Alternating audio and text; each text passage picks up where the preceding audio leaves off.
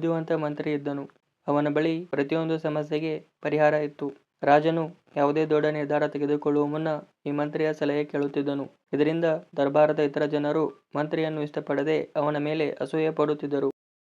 ಒಂದು ದಿನ ರಾಜದ ದರ್ಬಾರಿನಲ್ಲಿ ರಾಜನು ಮಂತ್ರಿಗೆ ಹೇಳಿದನು, ನೀನು ತುಂಬಾ ಬುದ್ಧಿವಂತ, ಆದರೆ ನಿನ್ನ ಮಗನು ತುಂಬಾ ಮೂರ್ಖನಂತೆ. ರಾಜನ ಮಾತು ಮಂತ್ರಿಗೆ ಒಳ್ಳೆಯದಾಗಿ ತೋರಲಿಲ್ಲ. ಆಗ ಮಂತ್ರಿ ಕೇಳಿದನು, ರಾಜರೇ, ನೀವು ಹೀಗೆ ಯಾಕೆ ಹೇಳುತ್ತೀರಾ? ನನ್ನ ಮಗ ಮೂರ್ಖನೆಂದು ನಿಮಗೆ ಯಾಕೆ ಅನ್ನಿಸುತ್ತದೆ? ರಾಜನು ಹೇಳಿದನು, ನಾನು ಪ್ರತಿದಿನ ಬೆಳಗ್ಗೆ ಪ್ರಜೆಯನ್ನು ಭೇಟಿಯಾಗಲು ಹೋಗುತ್ತೇನೆ. ಅಲ್ಲಿ ನಿನ್ನ ಮಗನೂ ಇರುತ್ತಾನೆ. ನಾನು ಅವನನ್ನು ಪ್ರತಿದಿನ ಒಂದು ಪ್ರಶ್ನೆ ಕೇಳುತ್ತೇನೆ, ಬಂಗಾರ ಮತ್ತು ಬೆಳ್ಳಿ ಎರಡರಲ್ಲಿ ಯಾವುದು ಹೆಚ್ಚು ಬೆಲೆ ಬಾಳುವುದು? ಆದರೆ ನಿನ್ನ ಮಗ ಪ್ರತಿ ಸಾರಿ ಬೆಳ್ಳಿ ಎಂದೇ ಹೇಳುತ್ತಾನೆ. ರಾಜನ ಮಾತು ಕೇಳಿ ದರ್ಬಾರದ ಜನರು ಮಂತ್ರಿಯ ಮೇಲೆ ನಗಲು ಪ್ರಾರಂಭಿಸಿದರು. ಮಂತ್ರಿಗೆ ತುಂಬಾ ಬೇಸರವಾಯಿತು. ಏನು ಹೇಳದೆ ಮನೆಗೆ ಹಿಂತಿರುಗಿದನು. ಮನೆಗೆ ಬಂದ ಮಂತ್ರಿ ನಂತರ ತನ್ನ ಮಗನನ್ನು ಕೇಳಿದನು, ಬಂಗಾರ ಮತ್ತು ಬೆಳ್ಳಿ ಎರಡರಲ್ಲಿ ಯಾವುದು ಹೆಚ್ಚು ಬೆಲೆ ಬಾಳುತ್ತದೆ? ಮಗ ತಕ್ಷಣ ಹೇಳಿದನು, ಅಪ್ಪ, ಬಂಗಾರ ಹೆಚ್ಚು ಬೆಲೆ ಬಾಳುತ್ತದೆ. ಮಂತ್ರಿಗೆ ಆಶ್ಚರ್ಯವಾಯಿತು. ಅವನು ಕೇಳಿದನು, ನಿನಗೆ ಗೊತ್ತಿದೆ ಬಂಗಾರ ಹೆಚ್ಚು ಬೆಲೆ ಬಾಳುತ್ತದೆ ಎಂದು. ಹಾಗಿದ್ದರೂ ನೀನು ರಾಜನಿಗೆ ಯಾಕೆ ತಪ್ಪು ಉತ್ತರ ಕೊಡುತ್ತೀಯ? ಮಗ ಹೇಳಿದನು, ಅಪ್ಪ, ರಾಜನು ಪ್ರತಿದಿನ ಬೆಳಗ್ಗೆ ಮಾರುಕಟ್ಟೆಗೆ ಬರುತ್ತಾರೆ. ನನ್ನನ್ನು ಕರೆಯುತ್ತಾರೆ ಮತ್ತು ನನ್ನ ಮುಂದೆ 2 ನಾಣ್ಯಗಳನ್ನು ಇಡುತ್ತಾನೆ, ಒಂದು ಬೆಳ್ಳಿಯದು ಮತ್ತು ಒಂದು ಬಂಗಾರದು. ಆಮೇಲೆ ಕೇಳುತ್ತಾನೆ, ಇವೆರಡರಲ್ಲಿ ಹೆಚ್ಚು ಬೆಲೆ ಬಾಳುವುದನ್ನು ತೆಗೆದುಕೋ.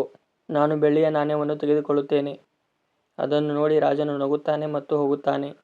ಕೇಳಿದನು, ಆದರೆ ನೀನು ಪ್ರತಿದಿನ ಬೆಳ್ಳಿಯ ನಾಣ್ಯವನ್ನು ಏಕೆ ತೆಗೆದುಕೊಳ್ಳುತ್ತೀಯ?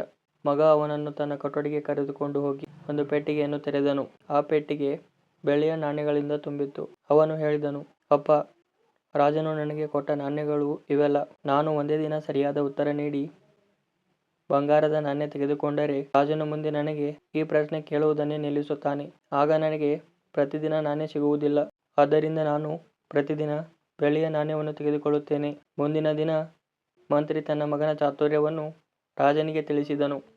ರಾಜನು ಮಂತ್ರಿಯ ಮಗನ ಬುದ್ಧಿಯನ್ನು ನೋಡಿ ಬಹಳ ಆಶ್ಚರ್ಯಪಟ್ಟನು ಮತ್ತು ಸಂತೋಷಪಟ್ಟನು.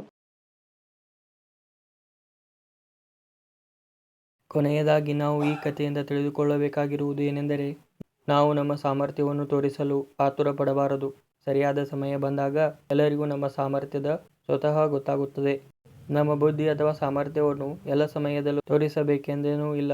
ಸರಿಯಾದ ಸಮಯದಲ್ಲಿ ಸರಿಯಾದ ನಿರ್ಧಾರ ತೆಗೆದುಕೊಳ್ಳುವುದು ನಿಜವಾದ ಜಾಣ್ಮೆ. ಕೆಲವೊಮ್ಮೆ ಚಿಕ್ಕ ಲಾಭವನ್ನು ಆಯ್ಕೆ ಮಾಡುವುದು ಒಮ್ಮೆ ಸಿಗುವ ದೊಡ್ಡ ಲಾಭದ ಪ್ರಯೋಜನಕ್ಕಿಂತ ಹೆಚ್ಚು ಉಪಯುಕ್ತವಾಗಿರಬಹುದು. ಈ ಕಥೆಯಲ್ಲಿ ಮಂತ್ರಿಯ ಮಗನು ಮೂರ್ಖನಲ್ಲ, ಅವನು ತುಂಬಾ ಚಾಣಾಕ್ಷ. ಅವನು ಬಂಗಾರ ಹೆಚ್ಚು ಬೆಲೆ ಬಾಳುತ್ತದೆ ಎಂದು ಗೊತ್ತಿದ್ದರೂ ಬೆಳ್ಳಿ ತೆಗೆದುಕೊಳ್ಳುತ್ತಾನೆ, ಯಾಕೆಂದರೆ ಅವನು ದೀರ್ಘಕಾಲದ ಲಾಭದ ಬಗ್ಗೆ ಯೋಚಿಸುತ್ತಾನೆ. ಬುದ್ಧಿವಂತಿಕೆ ಎಂದರೆ ಎಲ್ಲವನ್ನೂ ತಕ್ಷಣ ತೋರಿಸುವುದಲ್ಲ, ಸರಿಯಾದ ಸಮಯದಲ್ಲಿ ಸರಿಯಾದ ರೀತಿಯಲ್ಲಿ ಬಳಸುವುದು.